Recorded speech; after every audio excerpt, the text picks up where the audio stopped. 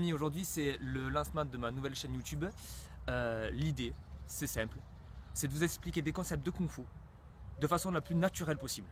Alors, je vais éviter les montages à répétition, les ralentis trop abusés. Ça doit être simple, concis et ça doit vous apporter quelque chose. Voilà tout. Alors c'est très vague quand on parle de Kung Fu. On peut parler de plus de 400 arts martiaux différents, avec des concepts qui peuvent être complètement différents. C'est important de regarder quand on voit une vidéo sur YouTube, de faire la distinction entre le Kung Fu moderne et le Kung Fu traditionnel. Hélas, les objectifs ne sont pas les mêmes. Et généralement, quand on est un peu connaisseur, on arrive à voir directement si on a affaire à un enchaînement traditionnel ou un enchaînement moderne.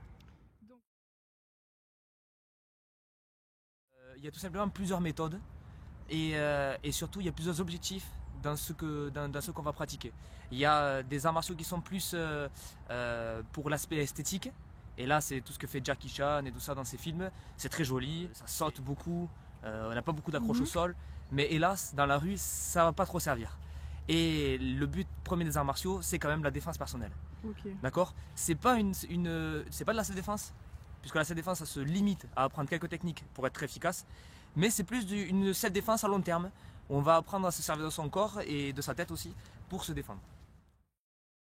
Des postures. Donc les postures, c'est l'indicateur premier pour savoir si ton enchaînement il est moderne ou traditionnel. C'est très facile à voir. Un mec qui se met en cavalier comme ça, c'est pas trop du traditionnel. Alors pourquoi? C'est très simple.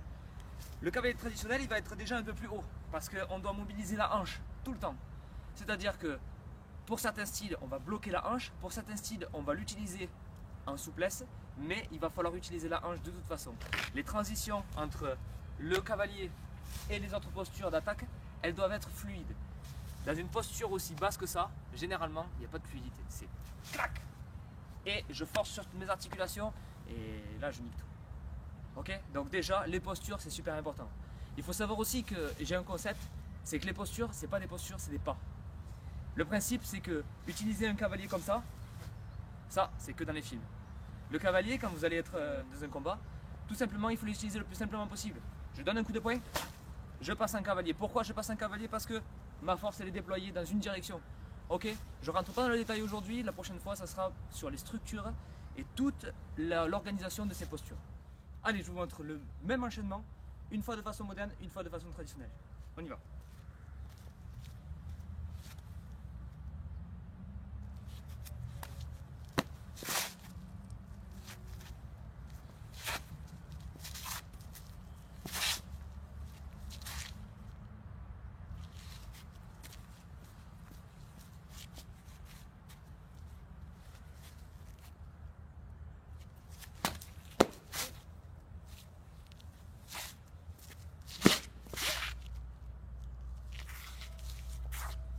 À vous de voir maintenant.